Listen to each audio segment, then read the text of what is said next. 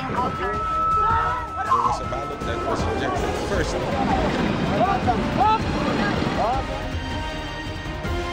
24 oras. Magandang gabi po, Luzon, Visayas at Mindanao. 11 menor de edad ang nasagip sa umano'y pambubugaw sa Parañaque. Dinadala umano ang mga biktima sa mga kainan para roon pagpilian ng mga parokyano. Arestado ang 2 umanong bugaw na inaalok ang mga bata sa halagang 2,000 piso. Nakatutok si John Consulta. Sinagip sa Parañaque ng mga ahente ng NBI Human Trafficking Division ang 11 menor de edad na 14 hanggang sa 16 anyos.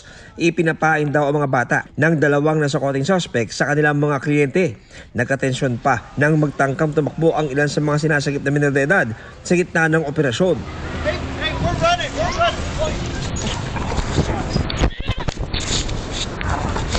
Minors are being sold at the rate of, for sexual favors at the rate of 2,000 pesos. Sa messaging app at text messages isinasagawa ang transaksyon at kadalasang sa mga kainan dinadala ang mga bata para pagpilian ng mga parokyano. They would be tricked into libre ng merienda and a good time. And later on, after the fact of the sexual favor, bibigay na yung bayad. Niloloko, and then later on they would be tricked into going out with the customer. Nakakabahala ito dahil unang-una minors ang binibenta dito. Hindi lang na very public na yung pangyayari. Kung saan-saan. Kasalukuyang nasa DSWD na ang mga nasagip para sa counseling. Naharap sa reklamong sex trafficking at child abuse ang mga inarestong suspect na sinisikap pa rin namin makunan ng pahayag. Para sa GMA Integrated News, John Consulta, nakatutok 24 oras.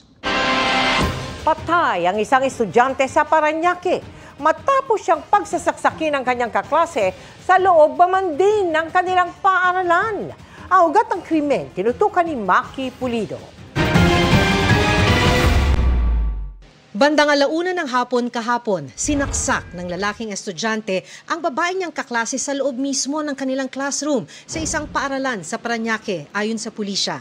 Pareho silang 14 anyos, grade 8 student. Isa pong teacher doon, lumapit po sa kanya yung biktima.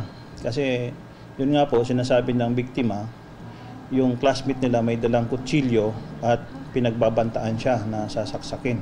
Nang pumasok ang teacher ng classroom para alamin ang sitwasyon, naglalakad sa likuran ng teacher ang babaeng biktima. Pagpasok ng biktima sa classroom, kinuha umano ng suspect ang baon na kutsilyo at sinaksak na ang kaklase.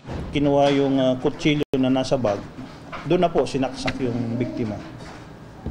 4 po yung saksak na natamo ng biktima. Halos lahat po sa dito po sa parting dibdib. Nakatakbo pa ang biktima pero hinabol pa umano siya ng suspect at muling sinaksak hanggang makarating ang security guard ng paaralan na pumigil sa suspect. Itinakbo ang biktima sa ospital kung saan idineklarang dead on arrival. Ano nangyari sa anak ko? Wala namang kapalit sa tindahan ng buhay ng anak ko. Bakit ganun kadali pinabayaan niyo? Ayon sa ina ng biktima, noong Martes, nagsumbong na sa kanya ang kanyang bunso na pinagbantaan siyang sasaksakin ng kaklase. Ang sabi niyo po sa akin, Mama, sasaksakin ako ng bakla. Binubuli-buli po ako, Mama. Marami po kami magkaklasmate. Mama, papatayin niya ba ako, Mama? Pero ang salaysay ng suspect sa pulis, binubuli daw sa school. Kasama na po yung biktima na nambubuli sa kanya. Kaya na nagawa yung ganong krimen. Sinubukan naming kunan ng pahayag ang pamunuan ng paaralan pero naka-online class kaya't wala raw mga guro sa paaralan. Dahil menor de edad, nasa kustodiya ng DSWD ang suspect. Ayon sa Parañaque Police, ang DSWD ang magdedesisyon kaugnay ng intervention sa suspect. Dala niya yung kutsilyo. May intention talaga siyang gamitin yung kutsilyo at manakit ng tao. Sinusubukan namin kunan ng pahayag ang pamilya ng suspect. Para sa GMA Integrated News, Maki Pulido, nakatutok 24 oras. Ang Rodrigo Roa Duterte.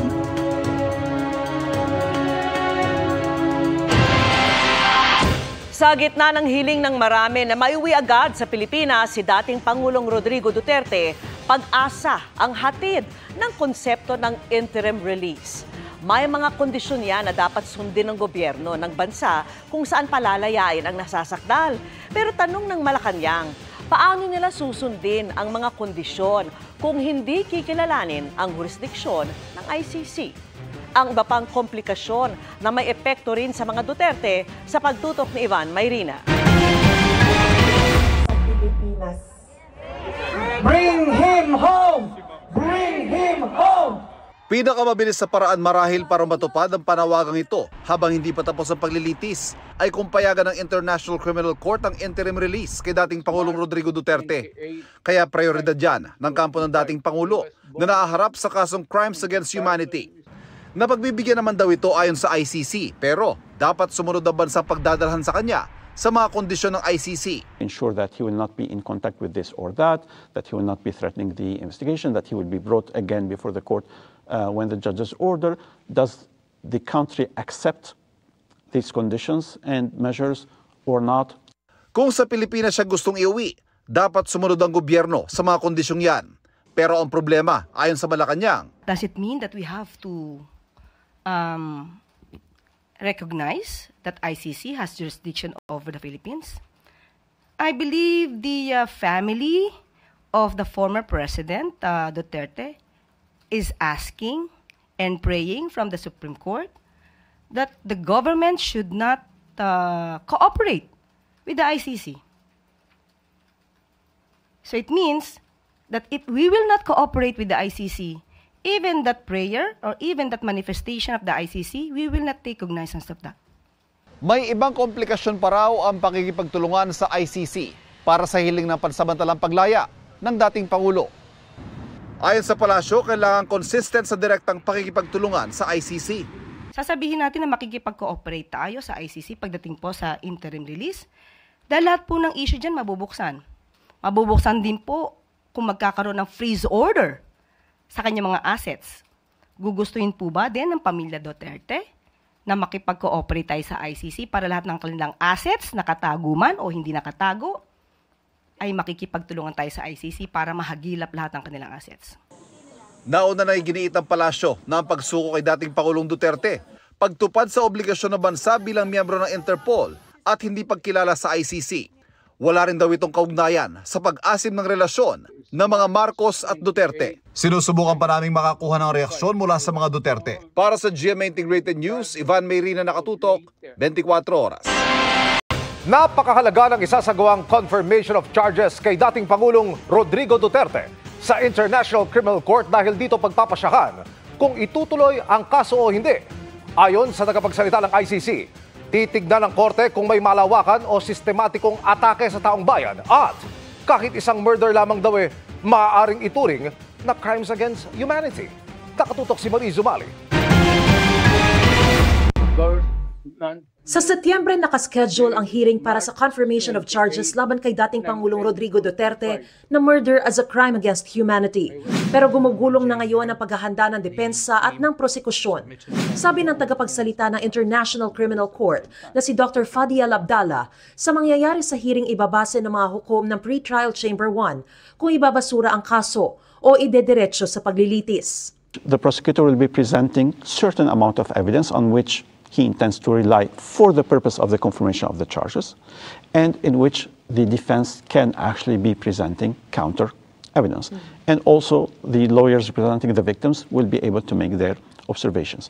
Maaaring 3 araw lamang tatagal ang hearing kaya malamang hindi maiharap ng magkabilang panig ang lahat ng kanilang alas. Kaya dapat piliin ang prosekusyon ng mga pinakamatitibay na ebidensya para panindigan ang kaso laban kay Duterte na sistematiko umanong pag-atake sa kanyang war on drugs na ikinamatay ng mga biktima.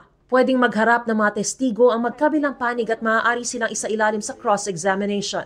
Kaya posibleng magkaroon ng pagkakataong makaharap ni Duterte ang mga witness. Not all witnesses are victims. Actually, most of the witnesses are not victims. And not all the victims are witnesses. Actually, a very limited number of victims would be called to be a witness. And normally, most of the victims will be represented by a lawyer. In very few instances, the judges allowed one or two of the victims to come in person and tell their stories. But they are not there to accuse someone.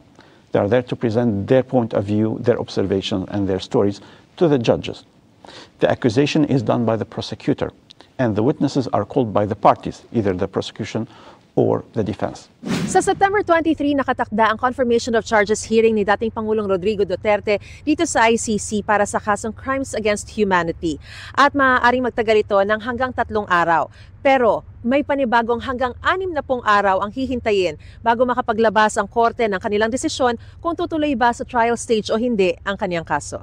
Up to 60 days. It can be shorter, but the judges have to issue their decisions in a maximum of 60 days after the closure of this process of confirmation of charges hearing, and eventually after the written observation if there are requests for written observations. Ang desisyon maaari pang iapela sa appeals chamber.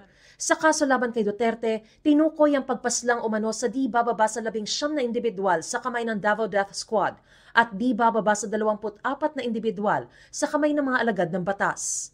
So if there is a plan that involves a widespread or systematic recurrent attack against civilian population, even one murder may be considered a crime against humanity. Bago ang September 23, sinabi ni Dr. El Abdallah na maaaring magpatawag ng hearing ang pre-trial chamber kung may kailangang pag-usapang procedural matters. Maaari rin ito magpatawag ng pagdinig para talakayin ang kahilingan ng kampo ni Duterte para sa interim release sakaling mag-file ang depensa nito.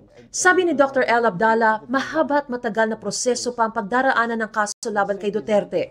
Pero pagtitiyak niya, mabusisi ang investigasyon sa ICC dahil tunay na hustisya ang gusto nilang makamit para sa mga tamang tao na pinagkaitan nito. They should trust the justice and trust the impartiality and the objectivity of the work of justice. Mula rito sa The Hague, Netherlands, para sa GMA Integrated News, Mariz Umali nakatutok, 24 oras. Sa Quezon City, nahuli ka ang panggugulpi ng ilang kabataan sa mga kapwa nila bata sa loob ng pampasaherong jeep. Ang isa, tila may armas pa. Nakatutok si Mark Salazar. Kuha ito ng isang netizen noong March 5 sa EDSA Balintawak northbound. Ang ilang kabataan nang gulpi ng mga kapwa nila bata sa loob ng isang jeepney. May kaaway yata nila yung nasa loob ng jeep tapos binanatan nila sa loob. Pero hindi ko po nakitang sumakay yung bata na binugbog sa jeep. Sama babae yung binugbog sa loob na umawat. Parang yung babae rin po na ano rin po nila natatamaan. Makikita ang kaba ng ibang sakay ng jeepney dahil sa tila armas na hawak ng isa sa mga gumulpi. Parang baril na maliit nagtakbuhan sila. Inaabol sila ng mga barangay. Kaso wala na, hindi na naabutan. Takbuhan lahat. Hindi na nakilala ng mga autoridad ang mga batang nambugbog at ang mga biktima. Pero pag-amin ng barangay Unang Sigaw na nakakasakop sa lugar, matagal na nilang problema ang mga kabataang nasa sangkot sa mga petty crime. Minsan nag-aano sila sa babae, yung syota-syota, ay ang pinagmumulan nila ng away. Ang karamihan po talaga dito nangyayari yung agaw cellphone. Karaniwang 3 araw sa isang linggo meron daw nahuhuling kabataan ang BPSO ng Barangay Unang Sigaw. Kahapon lang, 7 ang dinampot na kabataang edad 12 hanggang 17 na maaaring sangkot daw sa sumbong na petty crime, maliban sa paglabag din nila sa 10 p.m. curfew ng barangay. Nasusugpunan po namin, andito po yung Station 3, yung Barangay BPSO, naano po namin yon. Nakukuha namin. Ang duty po ng tanod namin sa gabi, mula alas 7 ng gabi hanggang alas 7 ng umaga. Tapos papalitan naman po namin sila ng alas 7 ng umaga, alas 7 naman po kami ng gabi. Kung hindi mabigat ang krimen, ang mga kabataang nahuhuli ay hindi pwedeng i-detain ng matagal at dinidisiplina lang ayon sa pinapayagan ng batas. Pinapatawag po namin yung mga magulang. Tapos pinagko-community service po namin sila. Pinagwawalis po namin sila. Tapos iba-ibang activities po namin na pwede naming iutos. Para sa GMA Integrated News, Mark Salazar, nakatutok 24 oras. Nagbabala ang gobyerno sa Anilay Carmageddon o matinding traffic sa EDSA pag sinimulan na ang isahang pagsasaayos ngayong Semana Santa. At para maibsan yan, pinag-aaralan kung magpapatupad ng odd-even scheme sa EDSA na hiwalay pa sa umiiral ng color coding. Nakatutok si Joseph Moro. Dahil nasa kalahating milyong sasakyan ang dumaraan sa EDSA araw-araw, di na bago ang hebigat na traffic doon. Paano pa kaya kapag sinimulan na ang rehab sa EDSA na may 50 taon na mula nang huling magkaroon ng major na repair? Ngayon pa lamang nagbabala na ang gobyerno sa epekto ng rehab na posibleng simulan sa Semana Santa. Parang Armageddon po ito ng equipment, marami po tayong tao. Tatanggalin po ang lahat ng konkreto. Titingnan po namin ang base. Lalagyan po namin, i-reconcrete po namin yan. I-ice po namin ang base and then aspaltuhin po namin. Talagang one-time, big-time na repair na EDSA. Isang hirap na lang tayo. Ipininisinta ang plano sa Metro Manila Council na binubuo ng mga mayor sa Metro Manila, lalo't tumatagos ang EDSA sa 9 na lungsod ng rehiyon. Isa sa pinalpa ang mga detalye nito. Ang isa sa mga iniisip na ipatupad dito sa EDSA kapag meron ng rehabilitation, yung odd-even scheme. Bukod pa yan, dun sa kasalukuyan natin na number coding. Pangamba ng motorcycle taxi rider na si Alan, magiging pahirap ito sa kanyang hanap buhay, lalo't suki siya ng EDSA. Kung sa iba kami dadaan, sir, mapapalayo yung pupuntahan namin paano pag dito sa EDSA, yung drop-off. Eh paano yan, iikot pa kami.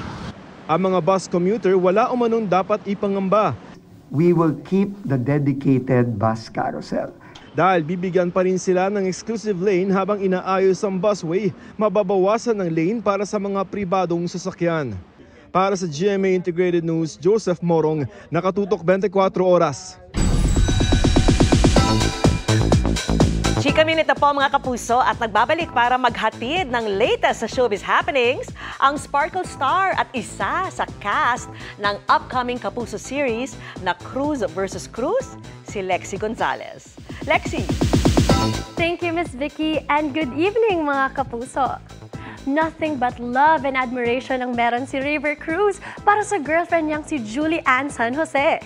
Na bukod sa pagiging inspiration niya sa music, ay nakikita niya na rin daw na makakasama forever.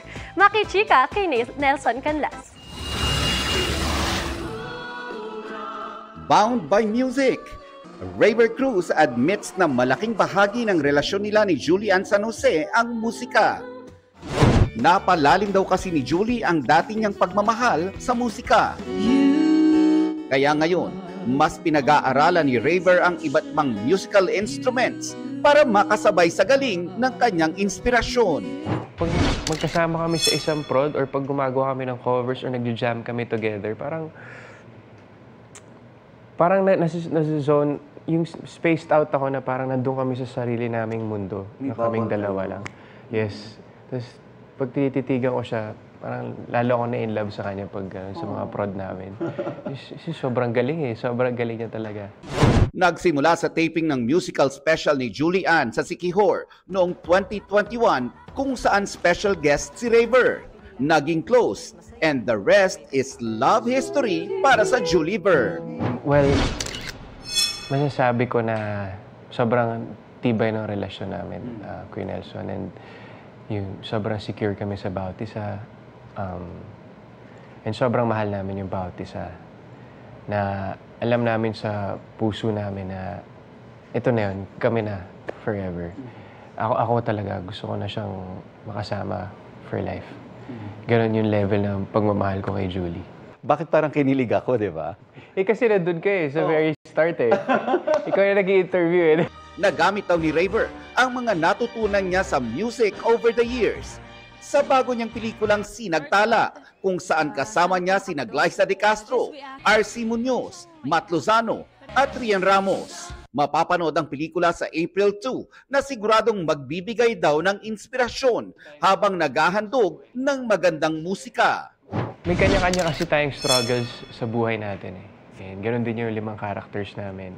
So parang for me, masarap sa pakiramdam na may mga ganitong pelikula na ma-appreciate mo yung buhay. Lalong titibay yung faith mo kay God. So, the message itself, pag napanood mo yung Sinagtala, is talagang very, truly inspiring talaga. Nelson Canlas, updated sa Showbiz Happening.